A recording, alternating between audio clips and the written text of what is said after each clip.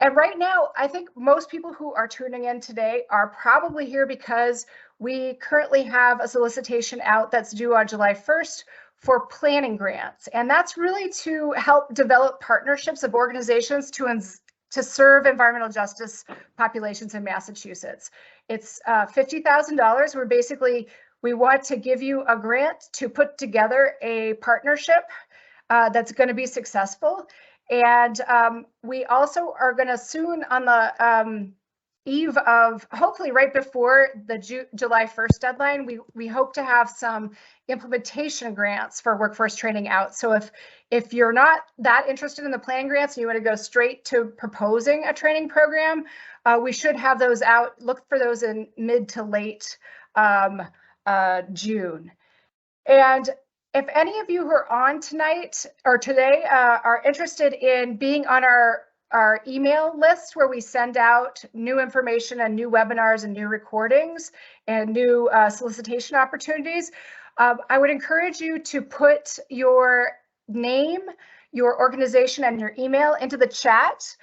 We can pull those into our MailChimp announcements, and you'll get on those lists automatically. So I am going to hand it off to Maria, who I think is way better at introducing her organization than I am. But thanks, Maria, for joining us. I can't wait to hear more about NEW. Oh, Maria, you're on mute.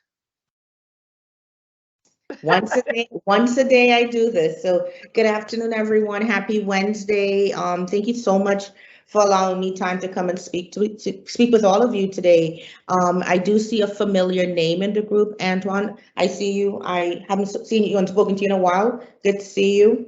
So a little bit about NEW. So do you want me to advance it or do you want to do it? Let's see. Okay. So some information about non-traditional employment for women. We were founded in 1978. So we've been doing this for over 40 years. So we kind of like have the secret sauce in terms of helping get women and women identified persons into the building and construction trade unions within New York City. We are a pre-apprenticeship program, and our goal is to recruit and train 355 persons every year. So we place in the construction unions, building and operations, energy and transportation industries. We have a 275%. We place 275 persons every year. Right now, for the past year, we have an 82% retention rate, which is amazing given the current economy and everything that's going on with the pandemic. We serve 83% low to moderate income persons, and most of them do receive some form of public assistance, which can range anywhere from SNAP, cash assistance, or anything along those lines. And the average starting wage in New York City at this time in the unions is $18.40. And 85% of them are all receiving benefits of within their union. So more about NEW. As part of the building and construction trades,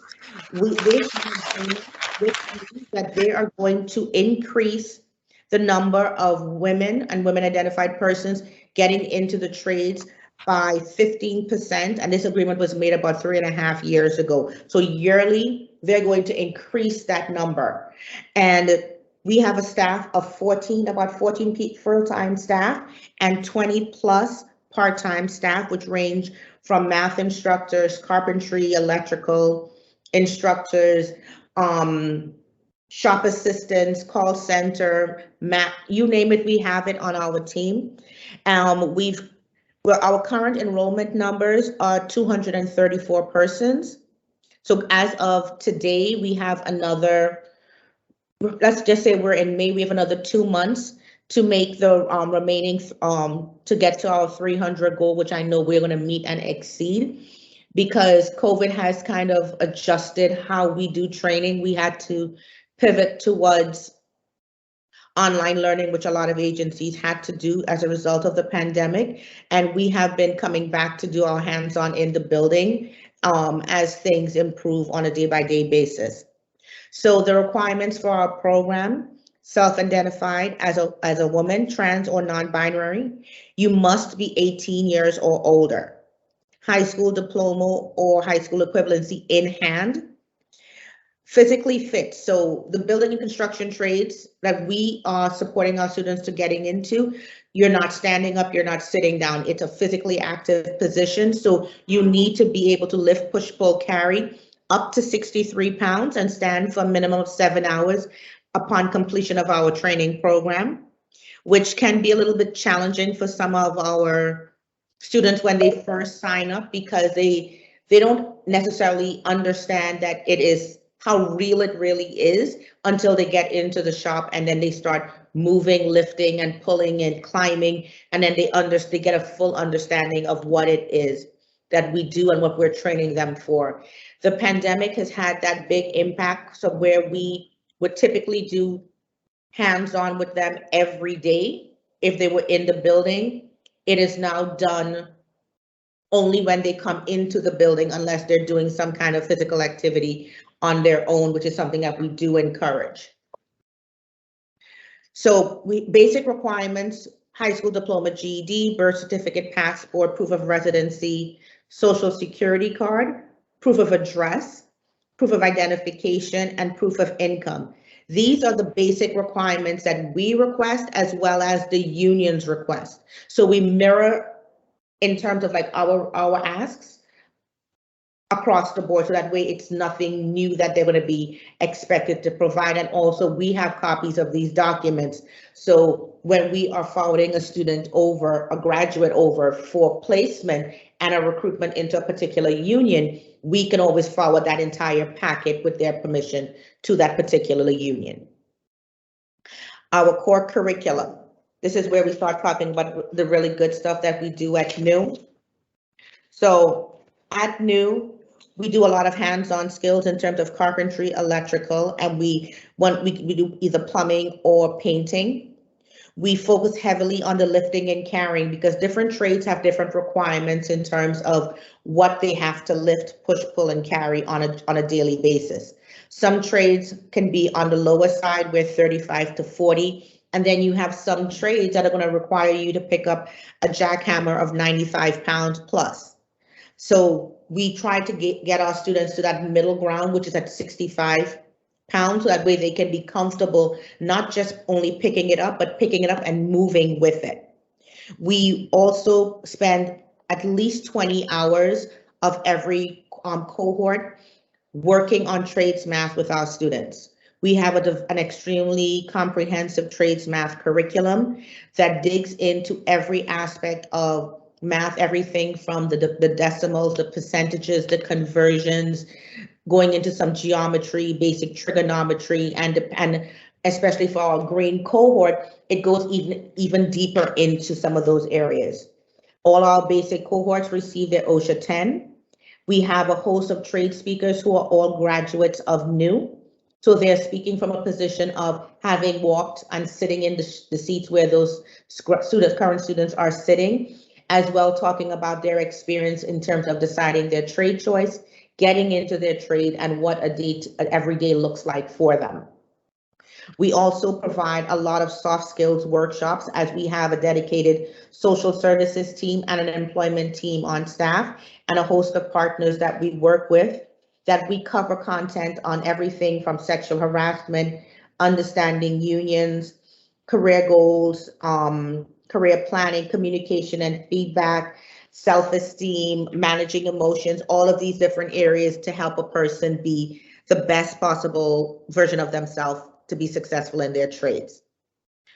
In 2020, we received a grant from NYSERDA to in essence, create and train persons in the green and sustainability field. So NYSERDA approached us and gave us $148,000 for 2 years, and we had to, as I said, basically design this program, including the curriculum, the hands-on, and establish partnerships in order to get this content out.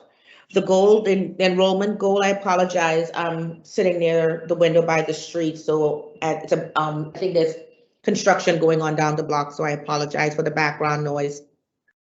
Our goal was to train 75 persons, and we did exceed it by one person. We trained 76 persons within our first year alone. So again, everything beyond that is a benefit. The graduation rate of the people who have gone through our green program to date is at 81%, and that is only of the first year. We are already almost through the second year of the grant at this point. The curriculum for GCP, which is called our Green Collar Prep program. So they get intense trades math, which has an included features in terms of heat loss calculations, insulation, heating degree days, thermal transmission, and solar panel calculations. Also, this cohort gets OSHA 30 as opposed to their OSHA 10. We also work with a community partner called Solar One, where they get certification in green building, as well as solar PV installation certification.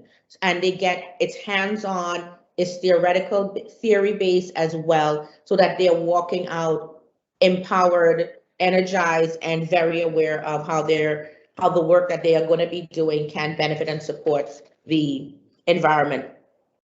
So these are some of the employers that New works with in terms of we get direct entry into all of the trades that you see on the screen.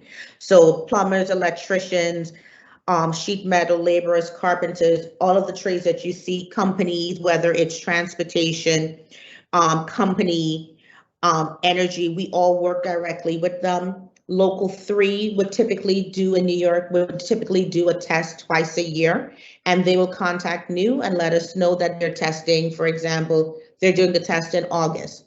They would let us know on other pre-apprenticeship programs in New York City that they're going to be doing their local 3 test, and we work on a very rigorous test prep series, which is designed by one of our lead math instructors to prepare these students for what we think will be on the test, so that when they take the test, there's always going to be surprises, but we're working on building their confidence and their ability to manage their time in order to take and pass that test. We've been very successful with our test prep, and local 3 is one of those trades that it's like everybody wants to be an electrician. And as a result of working virtually because of the pandemic, we were able to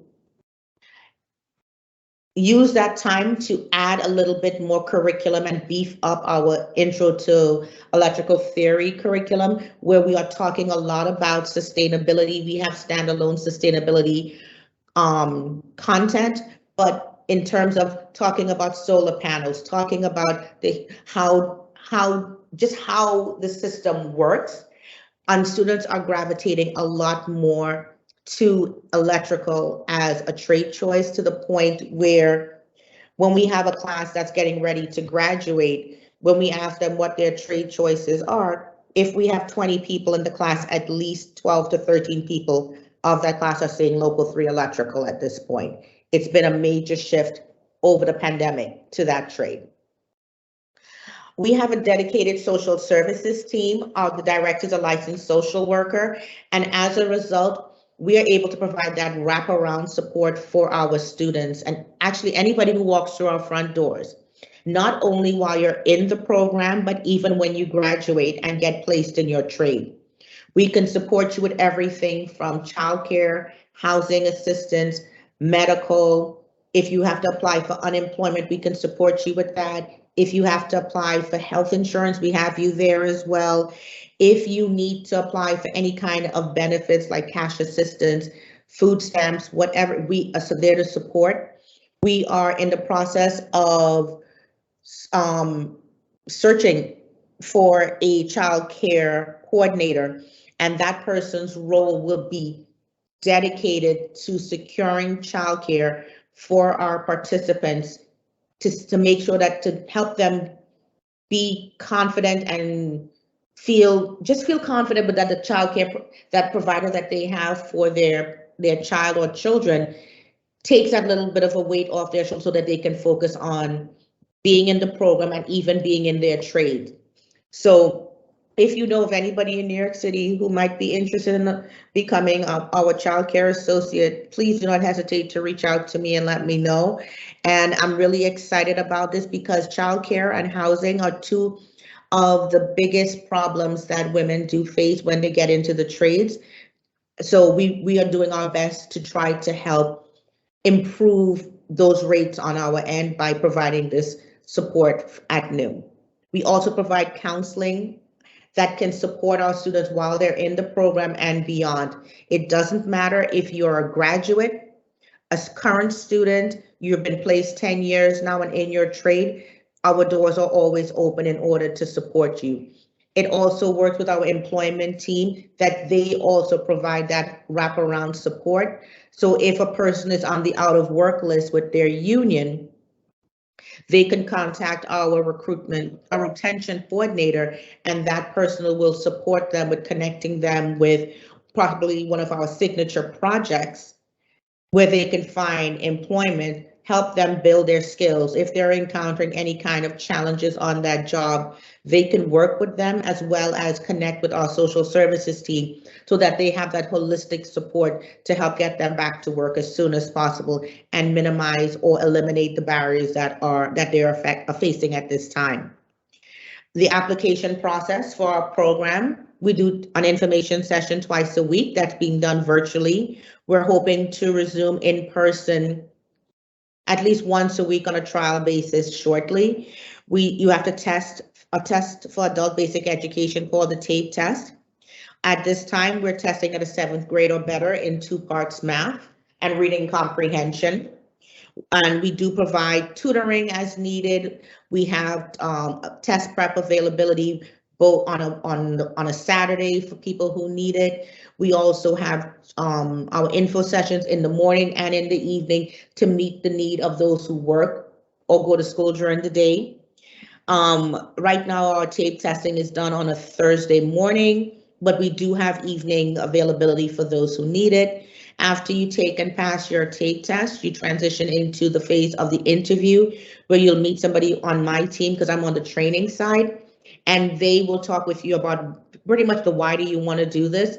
And once you pass that, we move you on to social services where you do talk about your readiness to start the program, collect your documents, and place you on a roster for an upcoming class.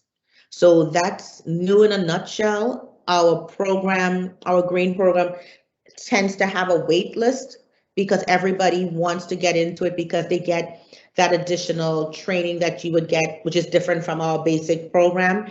And a lot of our students are coming in very aware and very much engaged in terms of sustainability. So they're looking at all of these trainings to build their awareness and to work on energy conservation and sustainability.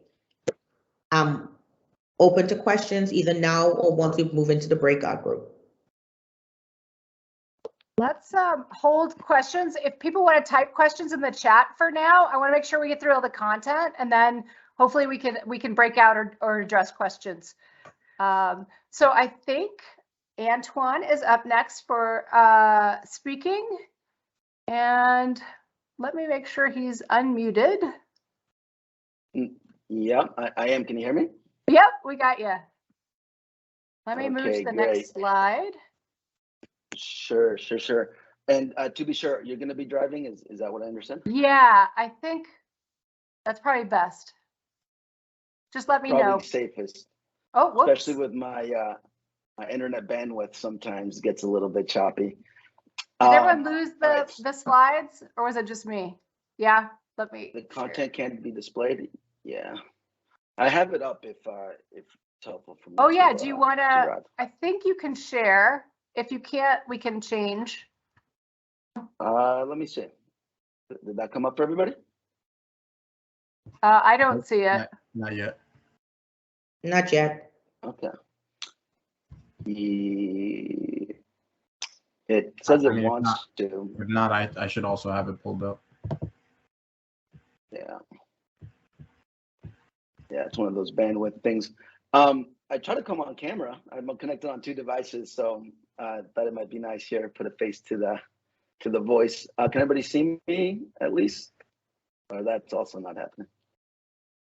No, I don't see you either.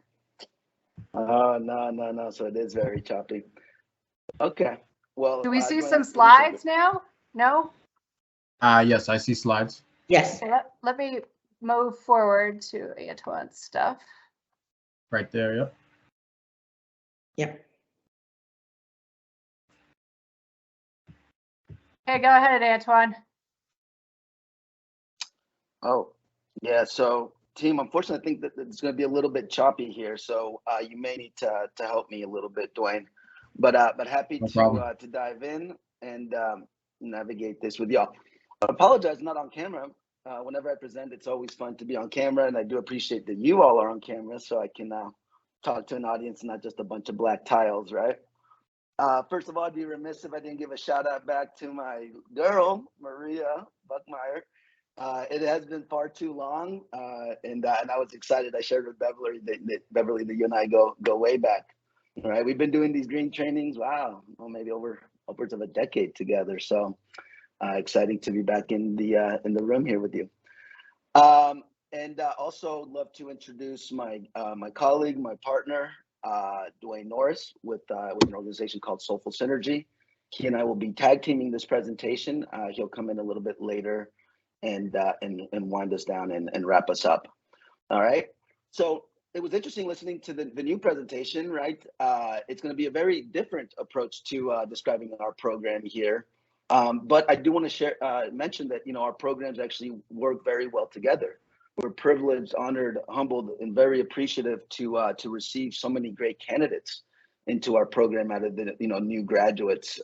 It's really been a great partnership over the years, and one that I think is worthwhile. Actually, I don't know if you know Maria, but Denise Hernandez just got hired by Willdan maybe last week. So she's joining our design build team on the engineering side. So, all right. But with that said, excited to dive into today's conversation. Please do let me know if audio gets choppy or anything. Dwayne, you already know. Tag in if I do. All right, so just to start, today's conversation is going to come from a different vantage point, right? Even though we are talking about workforce development programming, I'm going to be talking, at least on the first part, as it relates to employer-driven workforce development, right? Prior to joining Willdan, I used to actually run a vocational training program, which is how Maria and I know each other and have worked together. But as of the last 5 years or so, I joined Willdan and recently was promoted to a role that did not previously exist, right? The role of Director of Talent Development.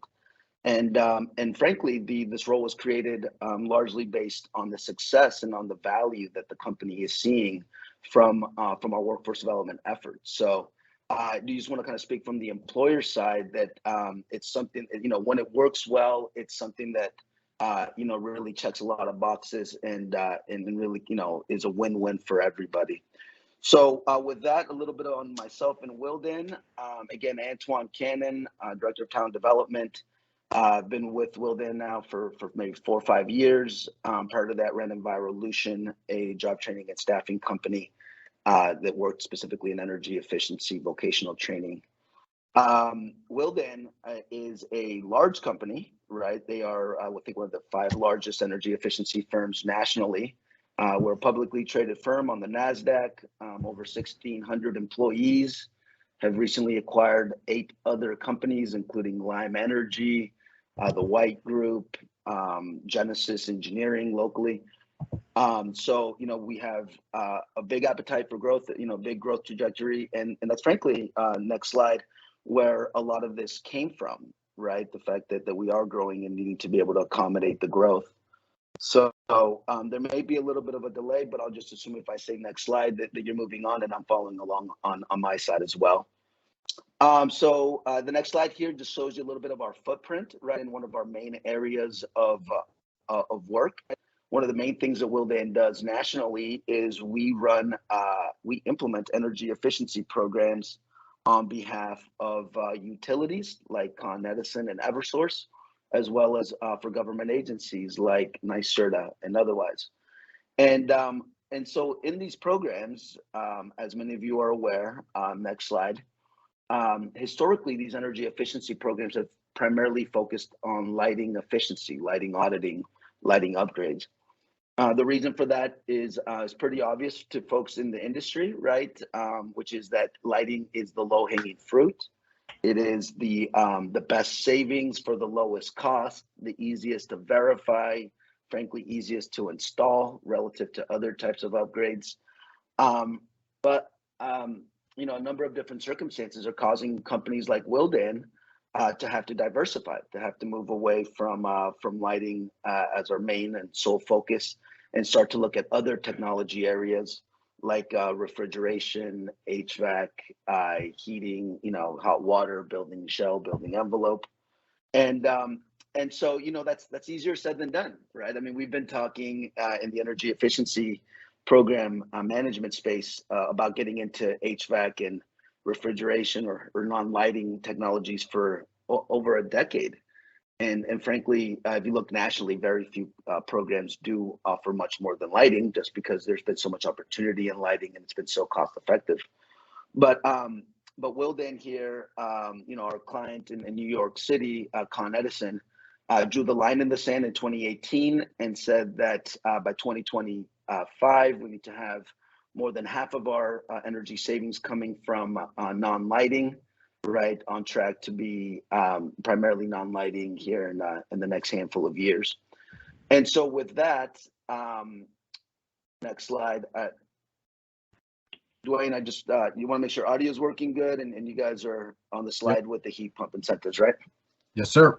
So far, so good. Okay. And I kept the heat pumps because I know Beverly's interested in the heat pumps, so I made sure to keep this slide. It's funny. I was actually going to remove this on the slide. I know you were, but I listened to our audience. I'm glad you contextualized it. Well, yeah. I guess, you know, by looking at the last slide and this next slide, the big takeaway that I want you all to be thinking about is, again, Willdan is not a workforce agency. We're not a school. We're not a training provider. We manage programs for hundreds of contractors. We implement these, you know, we give away, you know, just in the small commercial sector, over $50 million in incentives annually for Con Ed customers, not counting our multifamily work. So, you know, we're doing a lot of work. We're managing, overseeing a lot of projects.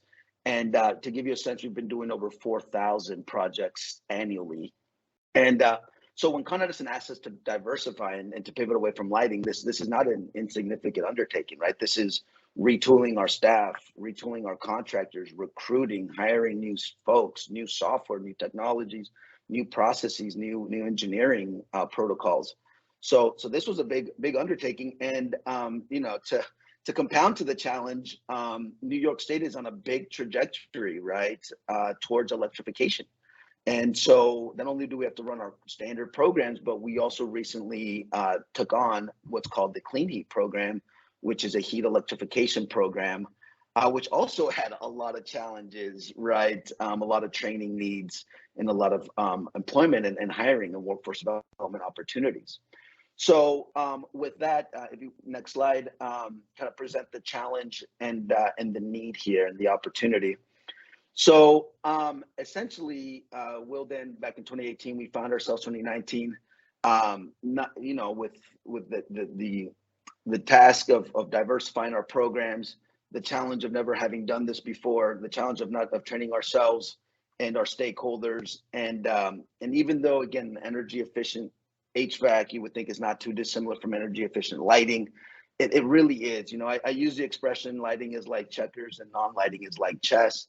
The boards look similar, the games maybe look similar from the outside, but they're very different sales cycles, different engineering approaches, you know, prescriptive versus custom, a lot more paperwork.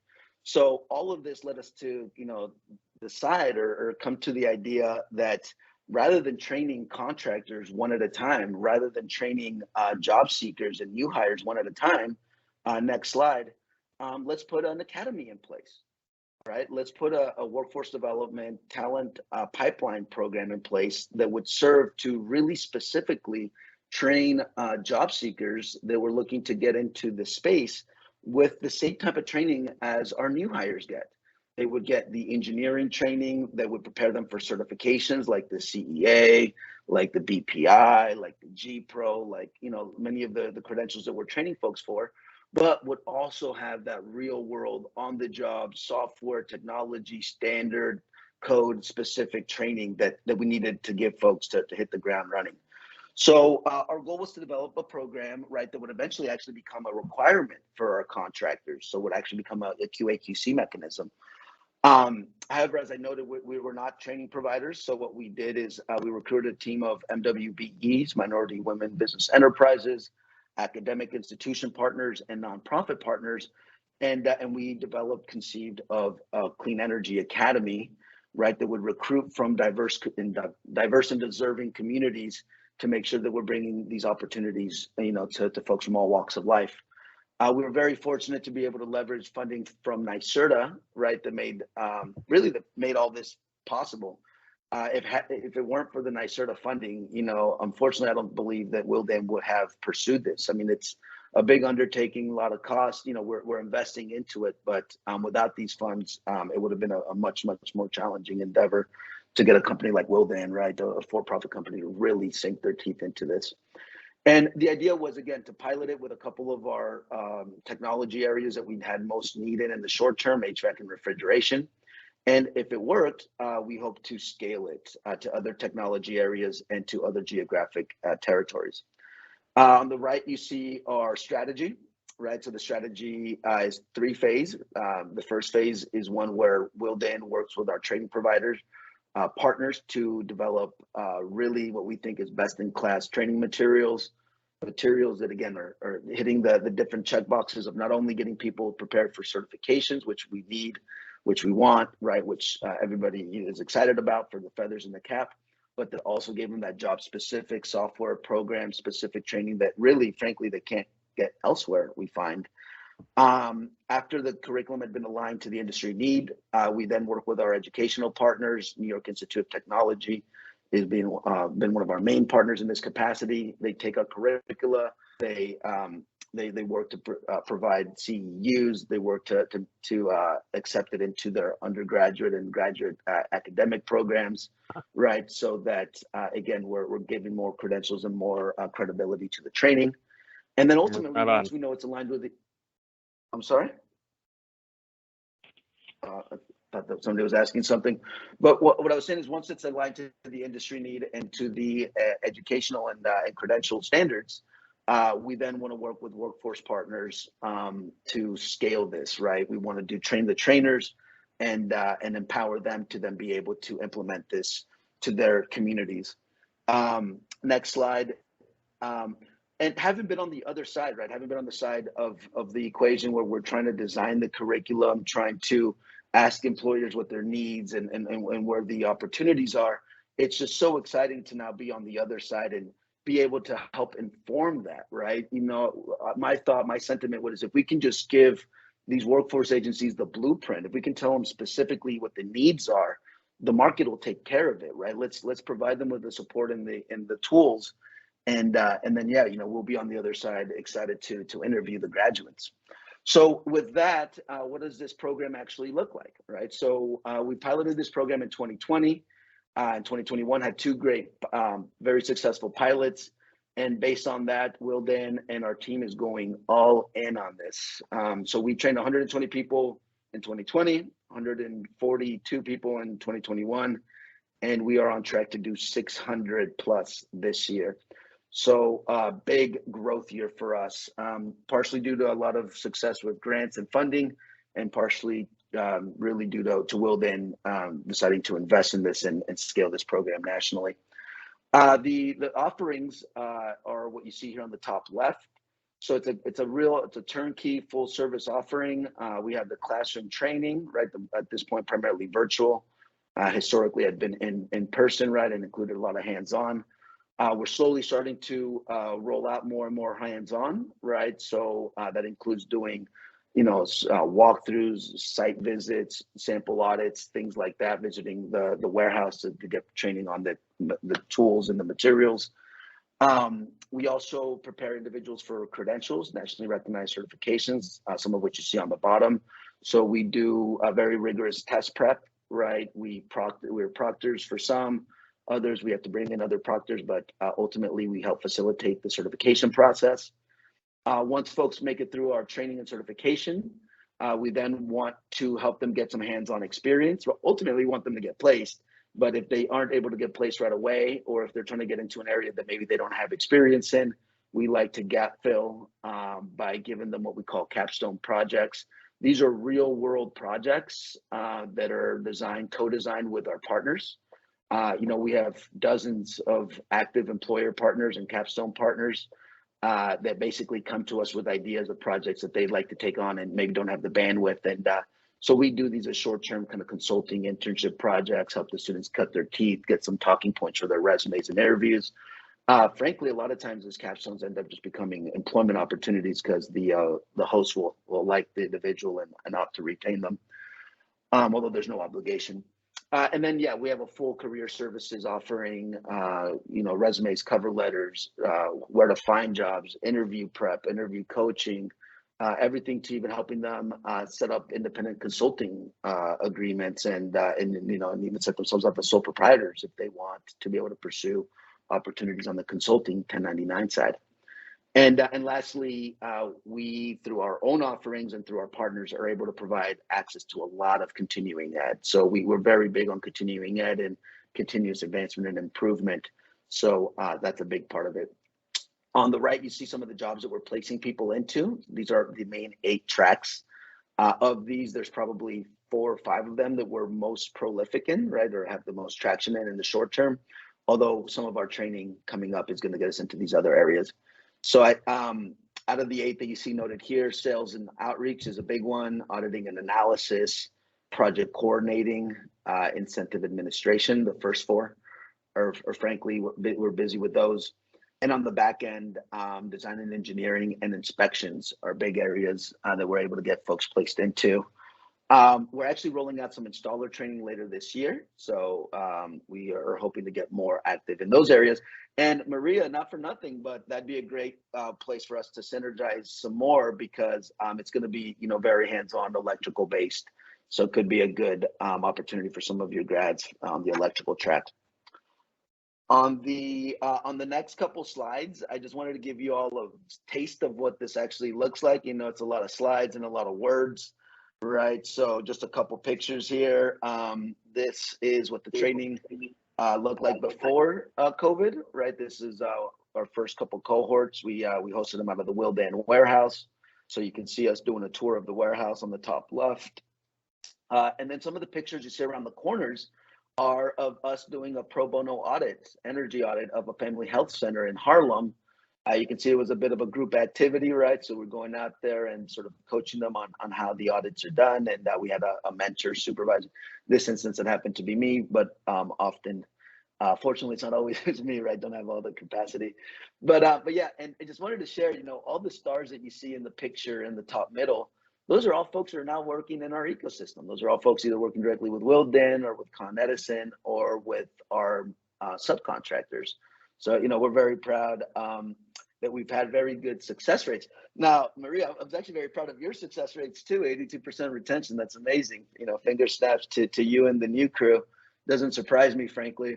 We're not quite at that level yet. We're hovering around 78%, right? But we're proud and excited of that as well. The next slide here, you see some of the screens, some pictures of the new setup. More virtual Zoom. The Zoom era. Right. Fortunately, our lead instructor is also a DJ on the side, right? So he's got all the sound equipment. He brings the fun. So, it's an important part in terms of keeping folks engaged. Last couple slides, and then Dwayne, I'd love for you to take over here. And maybe when we get to the partners, right? The different folks that we're working with. But these last couple slides that I'll talk on are kind of speak to the curriculum design and the sort of the methodical approach that we've taken to this. Part of the reason we've had a lot of success in training and placing folks, and really Willdan, I can speak to it as an employer, not only as the program implementer, but is because we're very, very granular looking at what the market needs are. So on this next slide, you see, kind of the building sectors on the left, and you see the technology areas on the right. You see, we're looking at residential buildings, commercial buildings, small buildings, large buildings. We profile each of these sectors. We think about what kinds of technologies, what are the standards, what are the codes, what are the credentials that they need, what are the high need roles for that segment. Each one of these quadrants is a different animal, right? So, we've tailored our curriculum to the small commercial sector, which is, the program that we were working with. And then we've developed different curricula that meets the need for different areas. So we've developed electrical curriculum for lighting, HVAC, refrigeration, motors and drives. We've developed thermal curriculum, fuel, heat savings, gas savings curriculum for heating, hot water, and building shell. And we always work closely with the trades and the contractors and the employers, right? Electrical, mechanical, plumbing, carpentry, to make sure that the training meets their needs. I'll probably very quickly just glance on this next one, the next slide. This just kind of gives you a sense of our syllabi and our curricula, right? So across the top, you see the modules that we've developed in black, the ones that are being developed in orange, and the ones that are in future development on the roadmap in red. And the table on the bottom here kind of shows the way that we bundle our courses. So whenever we teach an electrical course, we teach lighting and HVAC together. Whenever we teach a thermal course, we teach envelope and heating and hot water together. And we have sort of a general structure, 6 main topics that we cover for each, in different lengths depending on the audience and the need. Next slide, and the last one for me before Dwayne here takes over is just another look at the career ladders, right? The career paths. And so if you look on the left here, you hopefully recognize some of the same roles that we noted maybe 4 or 5 slides back. These are the roles, again, that we're primarily placing folks into. The ones colored in red or highlighted in red are the 5 that we have had the most success in and have the most need and traction in. And if you go from left to right, you see the evolution or the advancement within these tracks, from entry and junior level roles to senior and management level roles. We try to note how many years of experience, what certifications would be needed, and the little triangles that you see in there speak to when they might need an undergraduate degree, denoted with the red triangle pointing up, and when they might need a graduate degree, denoted with the blue triangle pointing down, right? Those aren't written in stone. We've had folks get engineering jobs without an undergraduate degree, right? And certainly not undergraduate degree in engineering. But this is just more of kind of a rule of thumb or sort of a guidepost for folks here, because we work with a lot of partners that, that target folks that have different levels of education and different types of background. So I'll leave it at that. I'm sure I took longer than I needed to, so I apologize if I ran long. But yeah, Dwayne, if you can take over, take us to the finish line. Yeah, be happy to. I told Beverly you would, so she was already prepared. So yeah, I'll wrap us up here and try to get us a little bit more context on the collaborative model, right? So Antoine, as he noted, spoke very heavily from what Willdan as a contractor and somebody who works with these utility companies and hundreds of subcontractors are working on day to day, right? They're looking at what is the market need, what is the specific tools and calculators and softwares that our participants need to be proficient in, what is the exact training and how can we tailor it so that we get these individuals out of the training program, shovel ready, job ready, etc. And so they're informing the curriculum, advising us on a lot of things, but as he noted, Willdan is not a training organization and the implementation is not really done by Willdan. And so what they really have become is a really strong industry advisor. We've been supported very heavily by Con Edison, as well as an industry advisor and as a connector to different resources within the landscape here in New York. And NYSERDA being our program champion as our largest funder, who has funded us, I think now collectively probably 8 times, depending on how we cut it across. But the implementation is done by a number of MWBEs and small business contractors. And we really kind of move this thing like a version of a assembly line, right? So our project management lead, Energy EDC or Energy Economic Development Corporation, is a minority women-owned business or minority business as well as a service disabled veteran-owned business. And they really kind of take the lead on project management, making sure that all the subs are meeting project deadlines and timelines, help us with reporting, etc. My company, Soulful Synergy, leads the outreach and recruitment. So really making sure that we are developing the partnerships with partners like New, and other nonprofit organizations. I'm going out and doing info sessions and meeting with different stakeholders in order to recruit what NYSERDA has charged as priority population recruitment, meaning that we're recruiting individuals into the training program who probably wouldn't traditionally get access to this type of training, especially at a free cost. And so that's low, moderate income individuals, people on public assistance, disabled veterans, single parents, low income community members, and just making sure that they have access to this training opportunity. And so that is really where I spend a lot of time. Once I'm finished with the kind of recruitment component and my team does all the interviews, because everyone for this program is interviewed, then once they're accepted and enrolled, they go to our training partners at Green Tech Leaders. So they provide end-to-end training. So as Antoine noted, on electrical systems, could be 30 hours of lighting, 30 hours of HVAC. So they're doing a full 60 hours of very technical training with quizzes and surveys and all kinds of different pre-assessments and post-assessments, and also certifications. So rigorous training on that side. When they conclude that component, they'll come back to Energy EDC and myself for some career services. So we're providing everything from career road mapping, resumes, cover letters, interview preparation, and direct connections to our employer partners. Throughout that entire process, we're doing data management and data collection to really understand, again, what are the proficiencies, what are the skill sets, and how do we leverage all this data to help us with the employer matchmaking, but as well as all of our reporting and everything else that goes along with this process, so we can track and monitor those outcomes. While we're in the career services, sometimes we'll note that there are gaps to fill, and Antoine noted that Capstone Projects are a really big part of that.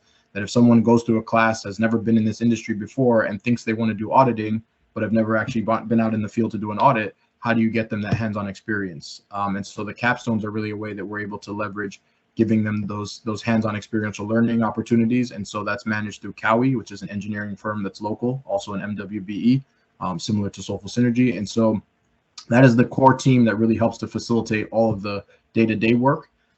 We have the fortunate ability to work with New York Institute of Technology, which is an academic partner that we are looking to get our curriculum and courses accredited through, so that ideally this can be offered to incumbent workers and those looking to get their CEUs and upskill in different ways can also leverage this training. And that partnership really formalized during COVID, when NYIT had to shut down their campuses. Found out a lot of people were still looking for different training opportunities. Not all their classes were remote at that time. And when we pivoted to remote, they were sending us dozens of their participants who were looking for training opportunities. And a lot of the feedback that they got was, this is exactly what we've been looking for. This is exactly what we've been missing. Even from NYIT, a huge academic institution, we're not as in touch with the real world day-to-day.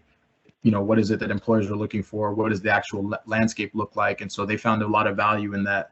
And then, as Antoine also noted in part of the slide where we talked about the three-step process, so there's the academic alignment with NYIT, but then how do we get this program, once NYSERDA or Mass CEC or anyone else stops funding it, how do we make sure that this program continues? And that's where the nonprofit partnerships are so vital. So working with workforce partners who can then take this training program that's now been vetted, that's now been tested into the market and has been proven to be able to create jobs. How can you leverage that to fundraise around it? So if there's nonprofit partners here, these are the types of partnerships that we're looking to build so that we can take this proven curriculum and help you go and find funders and foundation dollars and government funding around it to really be able to bolster it and leverage it as part of your offerings. Next slide, please.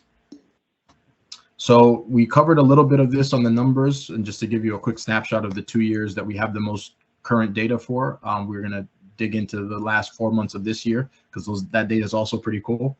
But in 2020, we were charged to train 120 people under that contract, 2021, 142.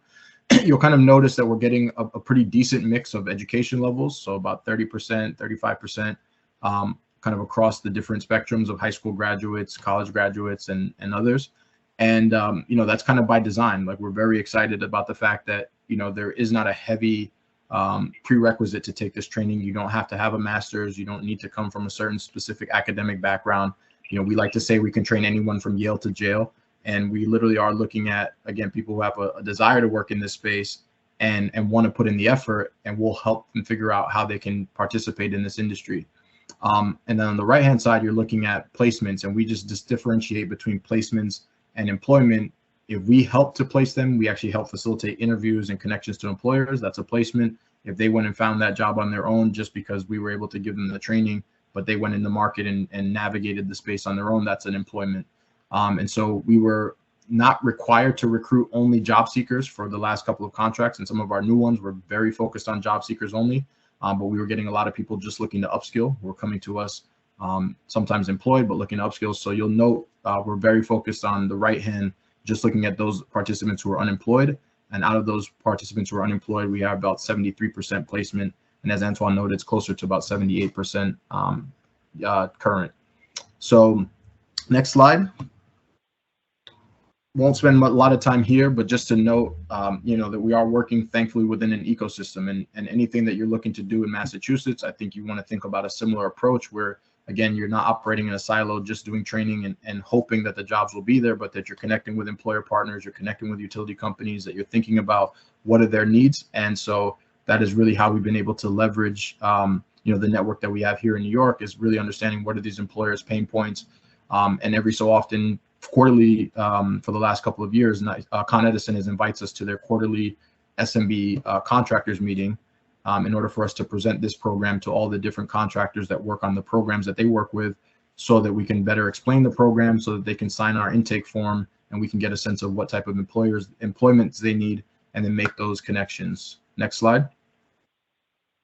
So our kind of process on the left-hand side, you'll see, is recruiting qualified talent. That's why I noted we connect with workforce agencies like New, who are doing a lot of that prerequisite work. They're making sure people have their math skills, they have their supportive services, wraparound services. That is crucial to being successful in any type of program and into employment.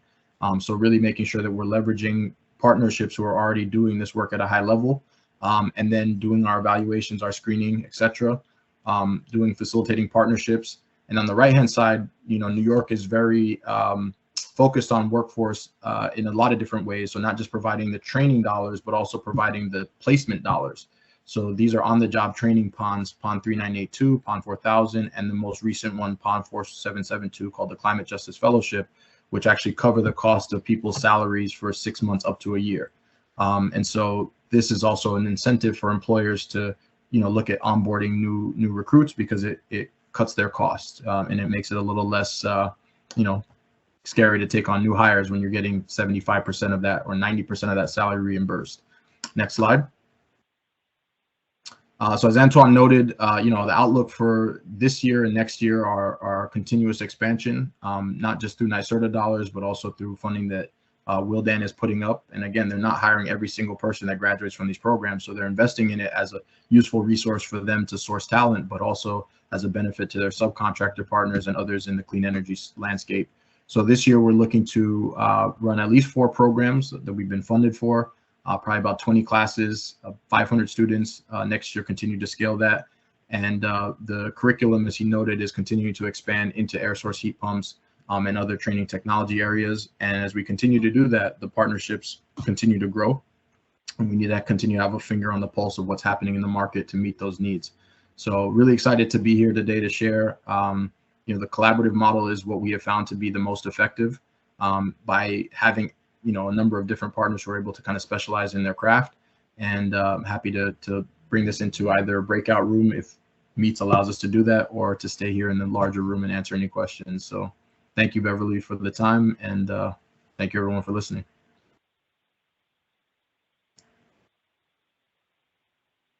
So Janelle, are you able to get off mute? Yep, I'm off mute.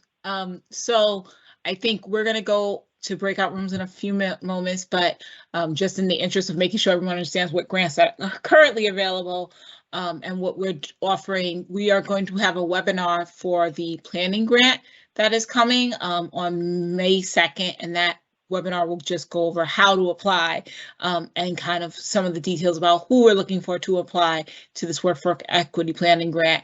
And then you should also note that using, I believe it's in the chat already, but you can also go to our webpage and you would be able to see some of our recordings and slides that we've already had if you're looking at kind of what careers should we be looking at, what if we're looking at short-term or long-term trainings. We are also hosting office hours, which you can register, and the links will be on that page. And the page is up. Thank you. Camilla has dropped it into the chat so that people can access that and sign up for additional webinars and learn some more things about what we are doing at Mass CEC to make our ecosystem also friendly for people who want these trainings. So I'm going to turn it back over to Bev to talk about the breakout room makeup, I guess. Actually, I think, Janelle, do you mind reading out any questions that have come into chat while I try and figure this out? So we've only really had 1 or 2 questions, but one was about registered apprenticeships coming up in development discussions for the Clean Energy Academy. And Maria was kind enough to say that at NEW, they do place their graduates directly in the union. I was just curious if they would, if Antoine is still with us, if he would be able to talk about what, like, do they do apprenticeships also through their programming? Yeah, hey, can everybody hear me? Making sure. Yeah, so we'd like to do more of that, frankly. I mean, I think our programs, the Con Edison, the utility energy efficiency programs are primarily comprised of non-union shops, right? So because we're catering to that audience, right, those employers, that has been the bulk of our placements. However, the installer side, we are sort of aligning that more along the lines of an apprentice type model. So I'd say that not as much as we'd like to currently, but we're starting to edge and nudge in that direction. And I actually had a question about Dwayne. Am I saying that right, Dwayne? Yeah. About the outreach. We know that for some of us, and I think we talked about this, that capstone, that I think I want to do this work, but I didn't realize I would be in the roof or in an attic or in a basement. And how do you, when you do some of your outreach and recruitment, how do you kind of let people know about that? Like, how do you kind of, I don't know what the word I'm looking for, shore up that people who apply really get an understanding that this work is great and we need it, but it might not be the most glamorous of work. How do you get how do you keep them invested and eager for that when you're doing your outreach? Nope, that's a really good question. As we're doing recruitment, we try not to pigeonhole people to a specific role, because we are looking at, as Antoine noted, those 8 job functions and very heavily on several that we know the market need is there for. And there's a huge market need for still the auditing, the finance administration, some more of the admin stuff. So I don't come in saying that you're definitely going to have to pick up a broom and be in an attic. And I try not to assume what roles people will go into, but I will say that as they go through the training, part of our process during the career services is to have them do what we call an elevator pitch and essentially a career road mapping exercise. Ultimately, where do you want to end up, right? So what is the thing that you would like to do, and where is the access point, right? If we can get you in the front door, as Antoine likes to say, we'll get you in the front door, the back door, the side window. Where can we get you in to start? And it may be that you start in one of those less glamorous jobs where you have to learn some of those skill sets and proficiencies to be able to move closer to what you're looking to do. And so, yeah, we have people that, are very much interested in hiring from our graduate pool to do installation, and being in attics and crawl spaces and things of that nature. And not everybody wants to go that route. And if certain people, so we try to be realistic about who we're recommending to these employers, because that's not going to be the long-term kind of job matching. And if it is going to be a job matching that we create, we want to understand or set the expectation for both parties that the participant is understanding for them that's more of a stepping stone if that's not really what they want to do long term. And it's something that you might do to get the experience, to get your foot in the door, but maybe not where you want to end up long term. So we try to be realistic on the recruitment side. What we do during the interview process is really try to understand skill sets. So if someone comes in saying, I've never worked in this industry, but I've done customer service, I've done retail, I've done these various things, then in my mind, I'm thinking, okay, maybe they could be good for some of the sales and outreach. Maybe they could be good for some of the client-facing customer service related roles, admin roles. Somebody comes in saying, I've done a lot of database, collection, and I've done, different things with Excel, and these are my skill sets and proficiencies, they may end up gravitating more towards some of the auditing work. But that's a process we do internally. But as we're doing the interview process, I'm usually trying not to specifically preempt and say, oh, you're going to end up having to do this kind of work, because I genuinely don't know yet until they show us what they can do. And what those capstones are for is really for us to get a better sense of what are they really good at. And if they say they can do this, but then we put them in that and they're really not that good. I'm having that experience right now where somebody said, I have great admin skills, and now I'm working with them. I have yet to see those skills. So I'm like, okay, well, maybe that's not where you need to go. And maybe the hands-on skill set that you got is really where you need to, continue to shine. But yeah, that it's not a easy process, but I don't know if that answered your question, but hopefully gave you some context. No, it answered my question. I was happy to hear it. Bev, do you still, it does make me have a follow-up question, but if you're in breakout rooms, I'll ask it in the breakout room. Well, I have a quick follow-up question, which is, Dwayne, how long is the initial training? I didn't get a good sense for how, you're screening and you're finding their aptitudes and you're giving them some basic training. How long is that usually? So it's not a pre-training. So what happens, our basic process is you go to the website or you apply.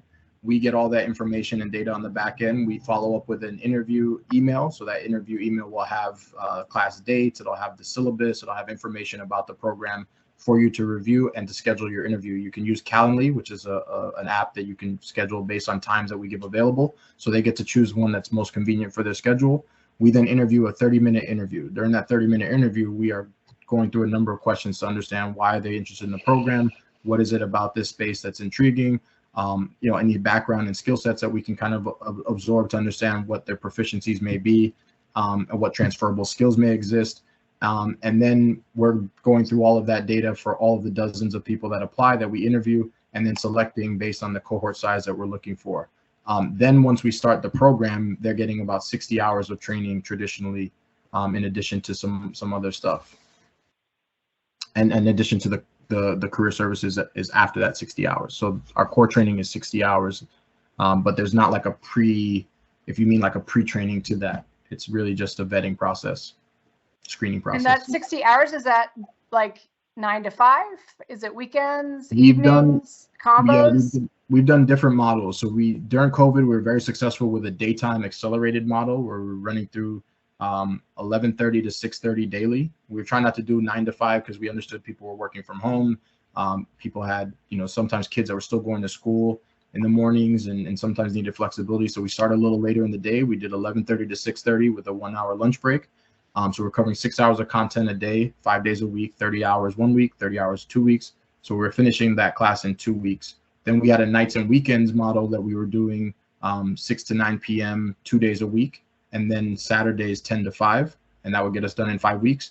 And now we also have just the nights, no weekends, where we're running Monday through Thursday, 6 to 9 p.m., also over 5 weeks. So we're covering 12 hours of content per week over 5 weeks. And so we found these different models to be adaptive, again, based on where we are. During the pandemic, everyone was home. You could do a 2-week class. Everybody was in front of the computer, pretty much no problem. Now that people have other obligations and things that are kind of changing, you want to accommodate people who might be working a job during the daytime that they don't necessarily love, but want to take this training at night so that they can level up and get where they're looking to go. So we found different models to be successful depending on who we're targeting. I'll say in general, job seekers want to get to the market ASAP. So they like the daytime. If you're unemployed and you can sit through a class 9 to 5 or 10 to 6 or whatever it is, the quicker you can do that, the quicker you are to be able to potentially be employed. I encourage more questions in the chat because I'm a little worried if I try and do this breakout room, I'm going to lose everyone. So I sort of have a follow-up question. Maria, Janelle's question, like you're training for trades jobs and roles, and obviously the lifting is really prioritized in what you do, but does the same kind of, is it part of the screening process? On some of these that if it would be a good fit or not for people. So the lifting and carrying is not part of our application process. So it's a question that we do ask in terms of on our entrance interview, like what are you doing right now? What kind of physical activity are you doing right now? And once they, from day one, let me take a step back. From day one, we actually talk about the physical demands of being a construction worker. So they know clearly that this is what you have to do. And as they move forward, that information is constantly being reminded of them, reminded. And when they get to the intake process, that's when our social services team will talk with them even further about it. What does it look like for you right now? What are you doing? What are you not doing? How can we support you in creating some kind of workout protocol that you can implement to get you to where you need to? Pre-COVID, it was a problem, but it was a problem that was manageable because we were in person from day one. Because of COVID and people were pretty much confined to their homes for such a period of time, and the lack of mobility or limited mobility and that kind of stuff, it takes a little more ramping up to getting there, but we are transitioning back to adding 2 days a week of hands-on training within our cohort. It'll be a true hybrid model, 2 days hands-on, 3 days virtual. So they'll be doing the physical lifting and carrying, the physical hands-on, those connecting all of the dots from the very first day of being placed on a roster and enrolling in a class. Great. Any last questions in the chat before I attempt to do breakout rooms?